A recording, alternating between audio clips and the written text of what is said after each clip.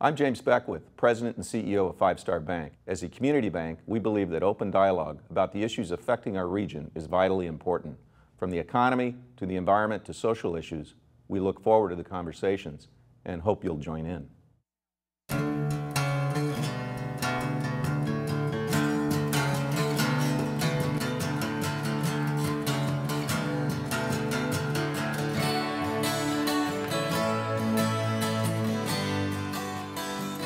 4 years ago, Kevin Johnson won his bid for public office. This year, Mayor Johnson is running for re-election after 4 years with new initiatives around such things as education, the arts, and the economy. And it's been a time marked by economic adversity and a city hall climate that some would say is better known for polarization than for progress. Mayor Johnson joins us today to discuss the state of the city, his last 4 years, and what would be next should he win re-election. Welcome to the program. Good to be here. Thanks, Scott. So we have to start off with the obvious, the arena. What happened? I'm still trying to figure that out as well. You know, if you go back a year ago, the fans, this community rose up and said, we don't want to lose our team. The Kings were this close to going to Anaheim. I flew back to New York, and we asked the NBA governing board, the relocation committee, to give us another year. And they ended up giving us a year. The Maloofs did not file. And what we needed to do in that year was to come up with a financing plan for a new entertainment and sports complex. I went and flew out and met with the Maloof brothers in Las Vegas and said, what do you want? And they said, we want a brand new arena downtown. So we set off on trying to figure out a financing plan for that. Number one, we had a significant public investment of $255 million. They wanted a public-private partnership. We delivered that. Number two, they said they just wanted to be tenants. So we brought an operator in, AEG, who was also an equity investor. Number three, they said they didn't want to put up a lot of cash. We brought the NBA in, who put up $70 million. We came up with a $390 million project where they could have stepped into a brand new building, not put up any cash, and they did not accept that deal. And I'm still dumbfounded with why not. The NBA is confused.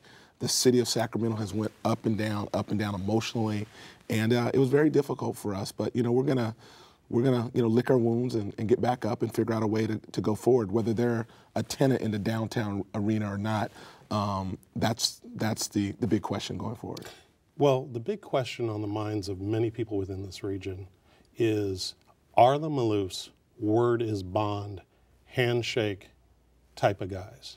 Yeah, I'll just tell you one of the lessons I learned, that when we were in Orlando on February 27th, we had a handshake agreement, we had a framework. We went and did a press conference. We voted on it a week later at City Council.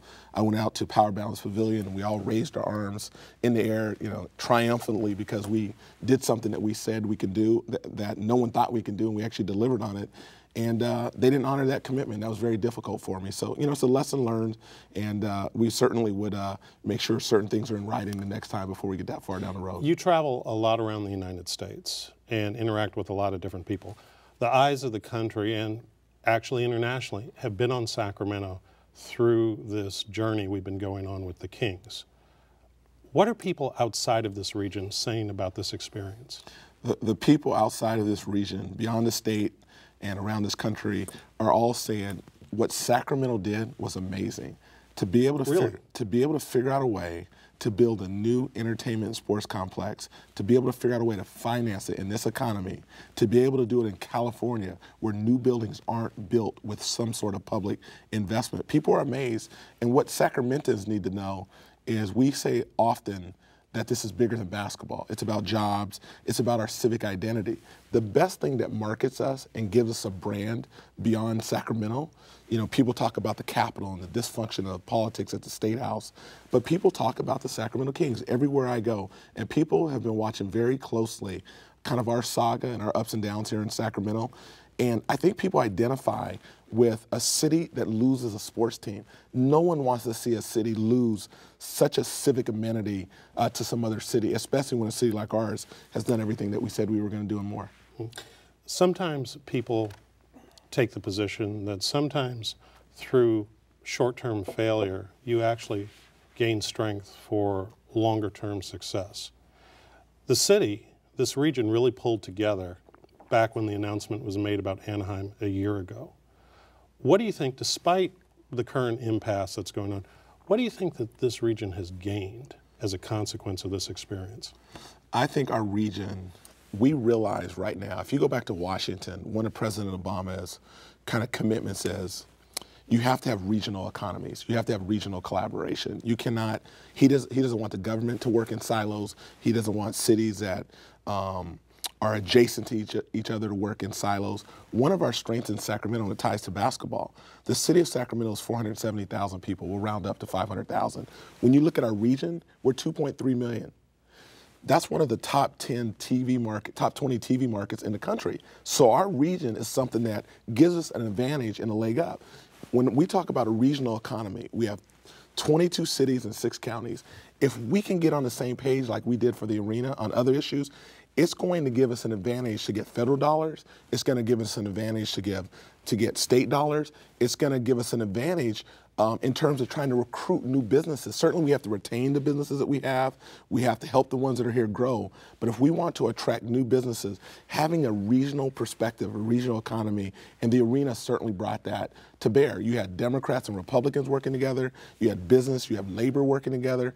We were able to do this through Think Big in a way that our community has not seen in the past, but I think will just be the beginning of regional collaboration in the Sacramento area. Well, I want to talk about regional collaboration in the economy in a moment, but to stay with the arena for a second, let's talk a little bit about a no Sacramento Kings arena in the rail yard.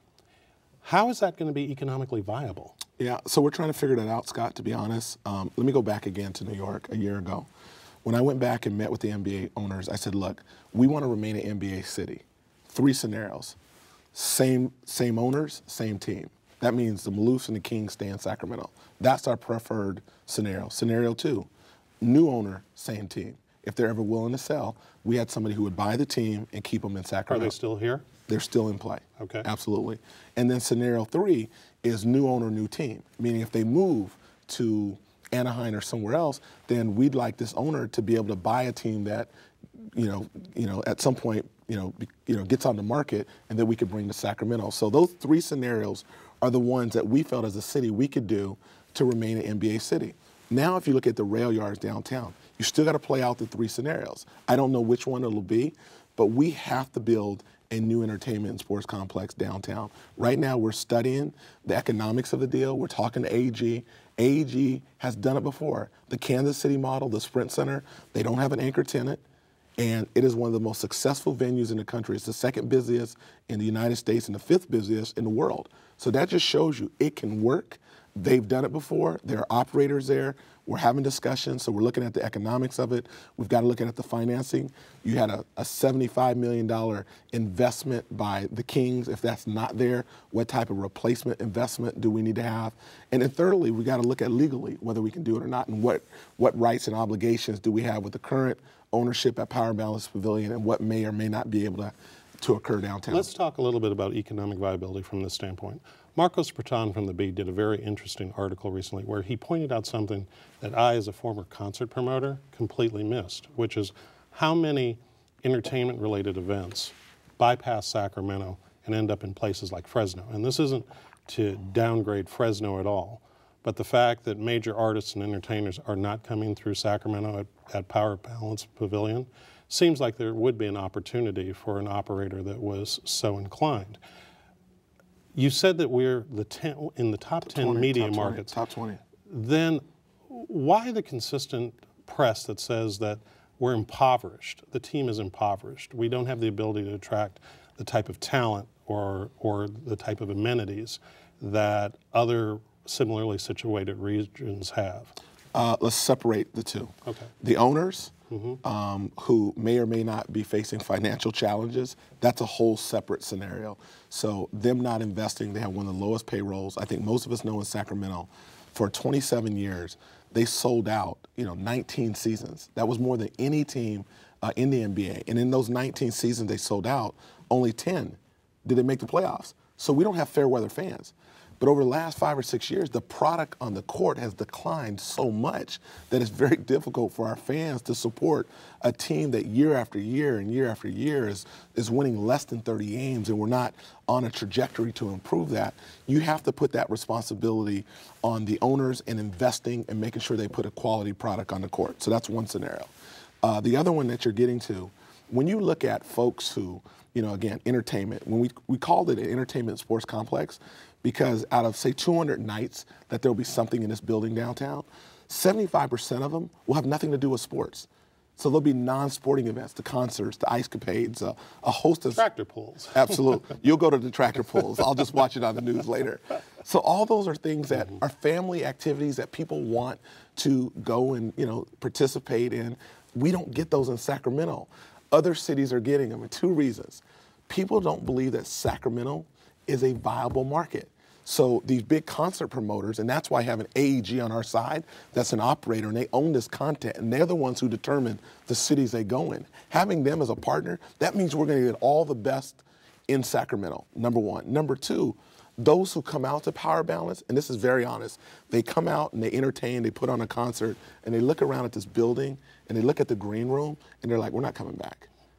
It is the most antiquated, outdated facility, almost one of the worst in the country. Is that the reason for your immediate rejection of the Maloof's offer of rehabilitating Power Balance Pavilion? Absolutely. You don't tell me 2 years ago that you want a brand new building and you don't want to renovate Power Balance. So we set out on that course for 2 years and do everything we say we're going to do and more. Every benchmark, every milestone. We did something that was magical in terms of what we pulled off, and then all of a sudden at a press conference say, well, we changed our mind.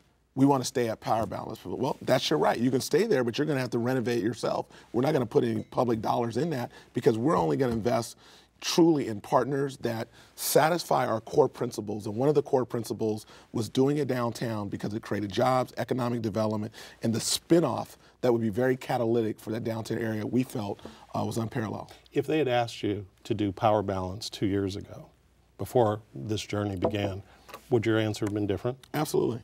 We would have satisfied the customer. If they said we don't want a brand new building or we can't afford it or we have too much debt, if they would have said any of those things, then we would have, again, we would have sat down and said, all right, what does it take to do it at Power Balance Pavilion? And we would have set out on that course.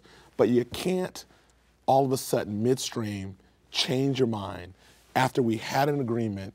It's just not that easy. We invested tons of dollars and time and energy, blood and sweat to make this a reality. We brought in, folks at the state legislature, we brought in our Congress people, everybody was, including the NBA. Let's not forget, David Stern, as an owner, as a commissioner of the NBA, he's never seen something like this before, where a city has delivered on a new building and then it gets turned down. Like, that just doesn't happen. And how do you respond to the Maloofs and the other critics who say the money's a ghost? It doesn't exist. The numbers don't work.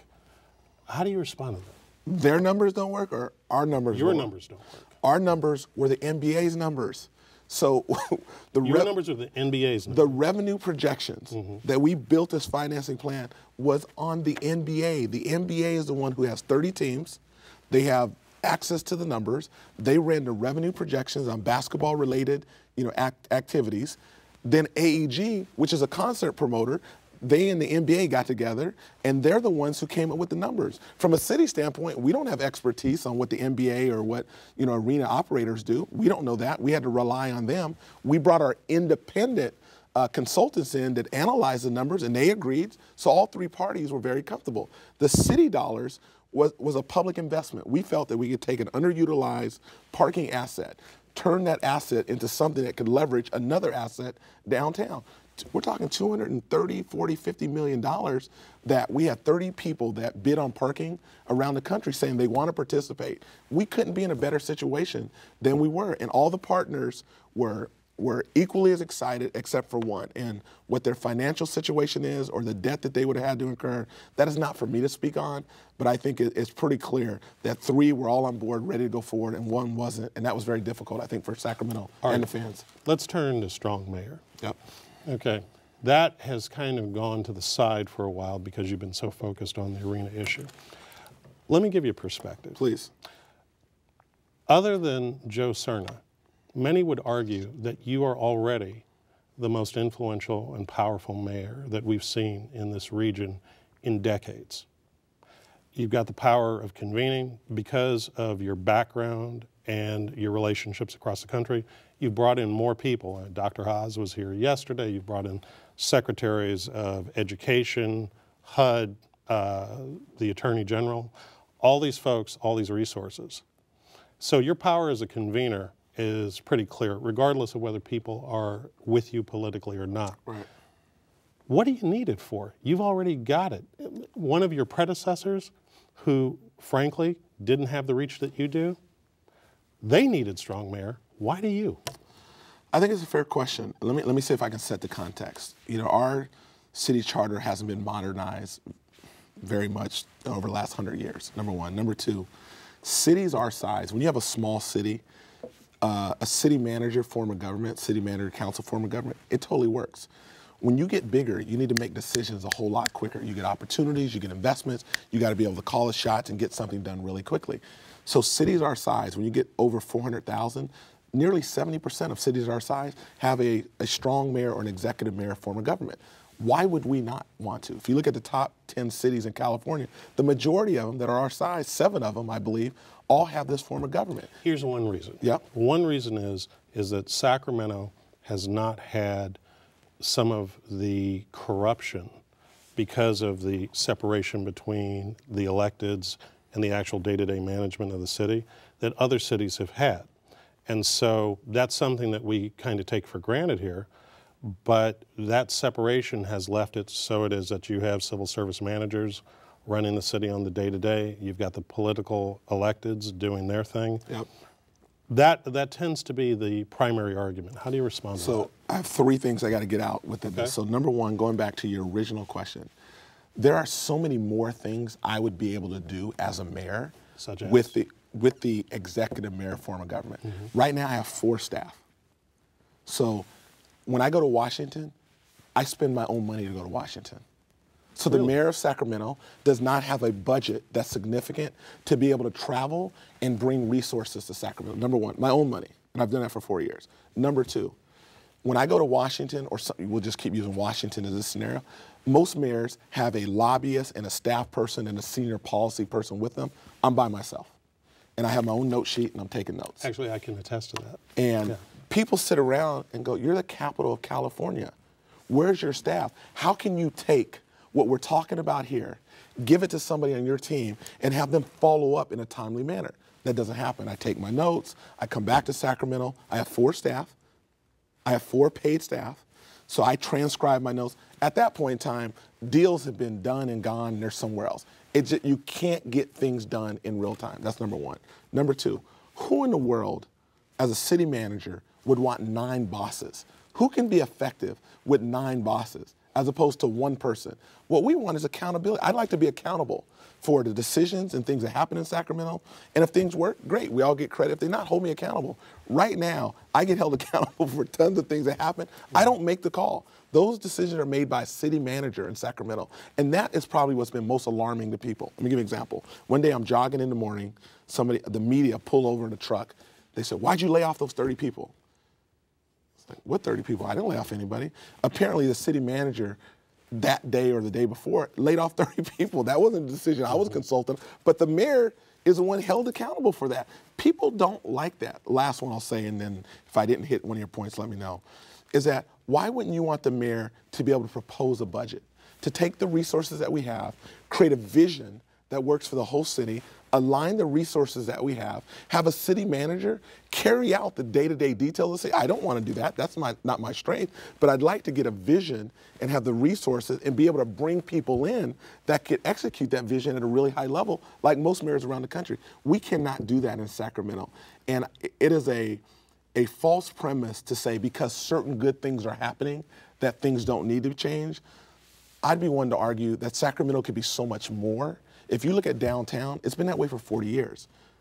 If you go down K Street, we finally are making progress over the last 3 or 4 years. We can be so much more as a city. And I believe Ann Rudin, Burnett Miller, Phil Eisenberg, former mayors, let the people vote on this. Let the community vote and determine whether or not they collectively feel that we should modernize our form of government or not. Once that happens, I'm good either way. But I will guarantee you, if that gets on the ballot and people vote and they vote in the affirmative, we'll be able to take Sacramento from here to an entirely different level. And the beauty of why it will work in Sacramento is because it wasn't a scandal, or there wasn't some major crisis, that we were not satisfied with being mediocre. We wanted to go to the next level. So yes, other cities have done it because they've had corruption. A lot of people think our utilities, the library, the missing meters, we've had enough issues. We've had 4 or 5 city managers, and I've been a mayor for 4 years. We've had 4 city managers. I supported all of them. So these are all issues that go on to create a dysfunctional environment. We spend time in Sacramento not going forward, but we're stagnant, and I think that does a disservice to the community. All right, let's talk about the dysfunctional environment. Part of that dysfunctional environment has been the relationship that you've had with certain members of the council. There is a charge against you that says that you're transactional and not relationship-based, and that you set yourself apart, and so you don't collaborate very well. How do you respond to that? I would disagree. Okay. So when I got elected mayor, there's 8 council members and a mayor. That makes 9 of us on the city council. I had 2 or 3 support when I ran for mayor. That means 5 or 6 did not support me. I was going against the establishment. I messed up a calculus that, Heather Fargo was supposed to be mayor, and then the next person was supposed to be mayor. And no male could beat a woman in the city of Sacramento was the conventional wisdom. So, we defied the odds. It happened. But my point is, I stepped into an environment where I was not a part of that club, and sure. I upset, the apple cart, and that's fine. So when I was there in my first year, I was told, if you sit down and you meet with council members every month. That had not happened in the past. I did that. I was told that if you do these 3 or 4 things, I did those. The council and myself, we agree on 95% of the things. So if you look at a vote, 95% of the time we all vote the same way. We didn't agree on executive mayor, we didn't agree on external audit, we didn't agree on redistricting, and we didn't agree on the public safety budget. Those are probably 1 issue a year that the majority of council didn't agree on. 1 issue a year. So going back to being transactional in a relationship, I have very good relationships with probably half the council and some that I don't. I'm going to always continue to look in the mirror and figure out what I can do better. But I think the community has watched what has transpired over the last 3 years. And I think at first they said the mayor's an equal culprit. As time went on, there were some things done by other council members. I think most people say we need new blood. And some of those council members aren't running for re-election. You're going to see a new dynamic at council. And I guarantee you, if I sit back here 4 years from now, you'll be like, God, you have such a great relationship with council. What happened? It is a date. So what is it that you could have improved upon and done better, at least initially? I think number one, I felt like I won by a pretty large margin, and I campaigned on this vision and wanted to hit the ground running and, big and bold. And I think the first lesson I learned, be quick, but don't hurry. There was a way I could have slowed up a little bit. I was just hard charging, and that's who I am, ready to go and do that. So I think that rubbed council members a little bit the wrong way. And then secondly, I brought out the executive mayor, too early. I think that I should have waited and had relationships. And it may not have changed anything, but it wouldn't have been a reason that people could say, that's why we're not supportive, because you brought it out too quickly. In our final minutes, I want to talk about 4 years from now, if we are sitting down at this table, tell me what Sacramento is going to be like, how we're going to be different, and how we're going to be better. I'd like to think that we're going to be known for great public schools. That's going to be really hard, but that's number one. I'd like to think that downtown, our downtown core, is a strong regional civic amenity for all of us, that we look at our downtown and go, oh, that's a good thing. So what does that mean? K Street and the JK and L, you'll see a lot more progress. I'd like to think that we have at least one brand new entertainment and sports complex, and maybe headed to another, and that's pretty big and bold. We've got to figure out a way to activate our waterfront, and I think we're going to do that. Township 9 certainly does it. The Powerhouse Science Center, and working our way to Old Sac all the way up to Crocker. I think we have an opportunity to really make our riverfront something that is really special. And the funny thing about that is, I tell the story, many people have been to San Antonio, and San Antonio has a river walk. And everybody just, applauds. It's wonderful. Yeah, how great it is. And it's not a river, it's a canal.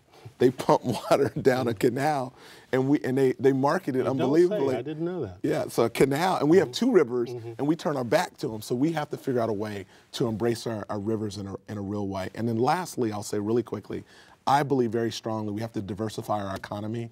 We can't be over-reliant on real estate and government jobs. I think the green sector is an opportunity for us to create a self-sustaining industry in a way that it can create an identity for Sacramento. I'd like us to transform Sacramento into the Emerald Valley, essentially being the greenest region in the country and a hub for clean technology. In our final moments, I want to turn to the personal. Since you became mayor, you got married.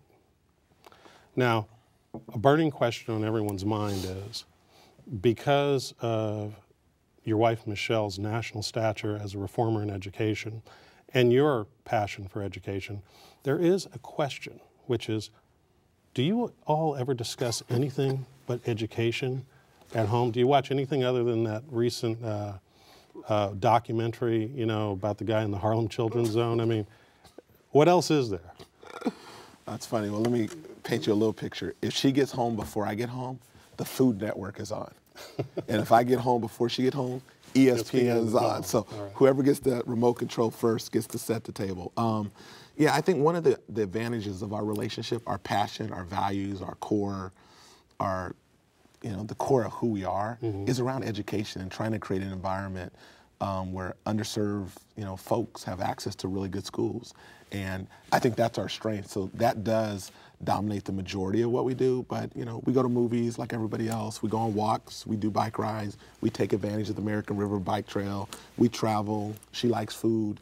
So we do all the things that everyone else does. You stay thin, so obviously you don't. I like it, but I got to work out to stay thin. So there you go. Yeah, I got to mix the two. Well, that's our show. Thank you to Mayor Kevin Johnson, and thanks to you for watching Studio Sacramento. I'm Scott Syfax. See you next time right here on KVIE.